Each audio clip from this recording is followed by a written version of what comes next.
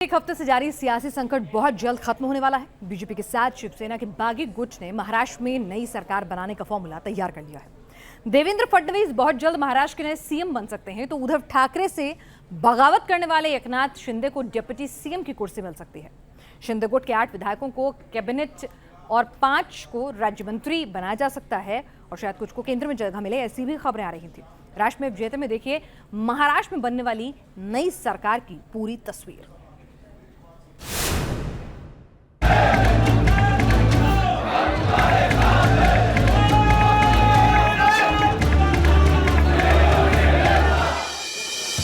महाराष्ट्र में जल्द खत्म होने वाला है सियासी घमासान। बीजेपी और बागियों ने निकाला सरकार बनाने का फॉर्मूला।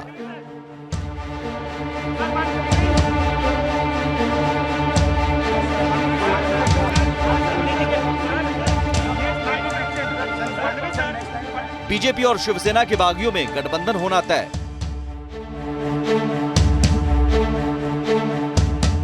देवेंद्र फडणवीस बनेंगे CM, Eknath Shinde deputy CM.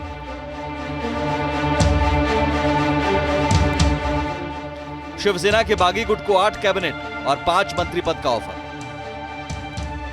Mumbai से चलकर दिल्ली पहुंचे देवेंद्र फडणवीस की चेहरे की मुस्कुराहट बता रही है कि महाराष्ट्र में बीजेपी का ऑपरेशन लोटस बहुत जल्द सफल होने वाला है। महाराष्ट्र में शिवसेना के बागी गुट के साथ सरकार बनाने के फॉर्मूले पर मोहर लगाने के लिए देवेंद्र फडणवीस ने बीजेपी अध्यक्ष जेपी नड्डा से मुलाकात की। फिर गृह मंत्री अमित शाह के घर जाकर महाराष्ट्र में नई सरकार की रूपरेखा को लेकर लंबी बातचीत की। महाराष्ट्र से लेकर दिल्ली तक बीजेपी में जारी सियासी हलचल बता रही है कि महाराष्ट्र की गद्दी बीजेपी के हाथ लगने वाली है। कल महाराष्ट्र बीजेपी की कोर कमेटी की बैठक में सरकार बनाने को लेकर मंथन के बाद जेपी नड्डा और अमित शाह से आशीर्वाद लेने दिल्ली पहुंचे महाराष्ट्र के पूर्व सीएम देवेंद्र फडणवीस के सिर बहुत जल्द मुख्यमंत्री का ताज सजने वाला है। आषाढ़ी एकादशी को महाराष्ट्र के मुख्यमंत्री बनकर ही देवेंद्र जी फडणवीस पंढरपुर की पूजा करने आएंगे। महाराष्ट्र की राजनीति के केंद्र में चल रहे देवेंद्र फडणवीस ने बीजेपी के राष्ट्रीय अध्यक्ष जेपी नड्डा से मुलाकात की और लगभग आधे घंटे तक दोनों नेताओं के बीच बैठक हुई।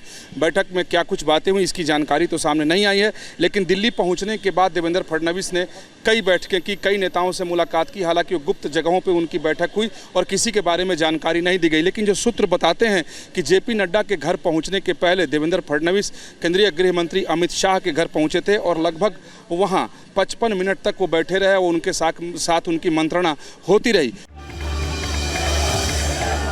बीजेपी में जारी सियासी हलचल के बीच सुप्रीम कोर्ट से राहत मिलने से शिवसेना के बागियों के हौसले बुलंद हैं। गुवाहाटी के रेडिसन ब्लू होटल में बागी विधायकों के साथ मीटिंग के बाद एकनाथ शिंदे ने हुंकार भरी कि हम बाला साहेब के मिशन को आगे बढ़ा रहे हैं, हम असली शिवसेना हैं। सूत्रों की माने तो शिवसेना के बाकी बचे 18 में से 14 विधायक भी एकनाथ शिंदे के संपर्क में हैं। महाराष्ट्र का सियासी घमासान का केंद्र गुवाहाटी में शिफ्ट हो चुका है। इस वक्त हम आपको तस्वीरें, एक्सक्लूसिव तस्वीरें इस वक्त आपको हम दिखा रहे हैं कि जो बागी विधायक शिवसेना के गुवाहाटी के एक बड़े होटल में ठहरे हुए हैं, उन विधायकों का एक अपीयरेंस आपको हम दिखा रहे हैं। एकनाथ शिंदे टेलीफोन पर, मोबाइल पर बातचीत करते हुए आगे बढ़ रहे हैं। उनके साथ कई और विधायक भी यहाँ पर नजर आ रहे हैं। भारी सुरक्षा व्यवस्था के बीच एकनाथ शिंदे होटल के बाहर, पहली बार आपको बता दें कि जो सियासी संकट और सियासी घमासान जो महाराष्ट्र के भीतर अब तक चल रहा था,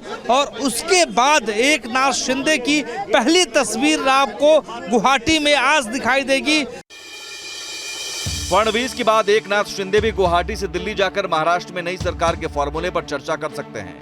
बीजेपी और शिवसेना के बागी गुट में सरकार बनाने का जो फॉर्मूला तय हुआ है, उसके मुताबिक अगर बीजेपी संग बागी विधायक सरकार बनाते हैं तो देवेंद्र फडणवीस सीएम और एकनाथ शिंदे डिप्टी सीएम बन सकते हैं। शिंदे गुट को 8 कैबिनेट और 5 राज्य मंत्री का पद मिल सकता है। बीजेपी के कोटे से 29 विधायकों को कैबिनेट मंत्री बनाया जा सकता है। निर्दलीय विधायक को बीजेपी अपने कोटे में से मंत्री बना सकती है। महाराष्ट्र में ऑपरेशन लोटस को सफल बनाने में जुटी बीजेपी के सामने सबसे बड़ी परेशानी यह है कि शिवसेना का बागी गुट डिप्टी सीएम के साथ मौजूदा मंत्रालय ही चाहते हैं।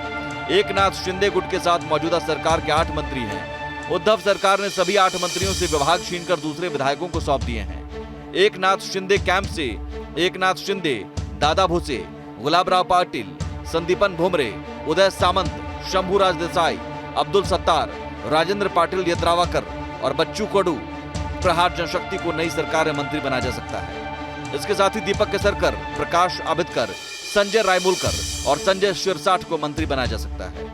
सुप्रीम कोर्ट ने बागी विधायकों को 11 जुलाई तक मोहलत दे दी है।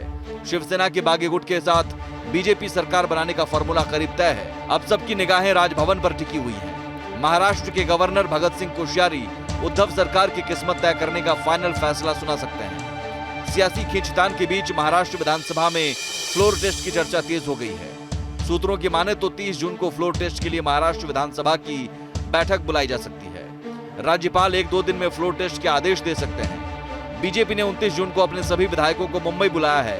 कांग्रेस और एनसीपी का साथ छोड़कर बीजेपी के साथ सरकार बनाने के हुंकार भर रहे शिंदे गुट के विधायक भी मुंबई पहुंच सकते हैं और राज्यपाल से मिलकर उद्धव सरकार से समर्थन वापसी का लेटर दे सकते हैं। शिवसेना के बागियों का राज ठाकरे की पार्टी एमएनएस में शामिल होने की अटकलें तेज हो गई हैं। महाराष्ट्र के सीएम उद्धव ठाकरे ने पहली बार अपने सभी विधायकों को खुला खत लिखकर वापस लौट आने की गुहार लगाई है। उद्धव ठाकरे ने लिखा है कि आप पिछले कुछ दिनों से गुवाहाटी में फंसे हुए हैं। आपके बारे में रोज नई नई जानकारियां सामने आ रही हैं। आप में से कई लोग संपर्क में भी हैं। आप अभी भी दिल से शिवसेना में हैं। शिवसेना पार्टी प्रमुख और परिवार के मुखिया के रूप में मुझे अभी भी आपकी चिंता है। अंदर आओ, एक नजर डालें और आनंद लें। महाराष्ट्र की सियासी जंग में सीएम उद्धव ठाकरे को सबसे बड़ा झटका लगने वाला है। उद्धव ठाकरे के साथ मौजूद 18 विधायकों में से 14 विधायक भी बागी एकनाथ शिंदे के सीधे संपर्क में हैं। अगर सभी ने उद्धव ठाकरे का साथ छोड़ा तब एकनाथ शिंदे का शिवसेना पार्टी के साथ चुनाव चिन्ह पर दावा बेहद मजबूत हो जाएगा। Team news nation.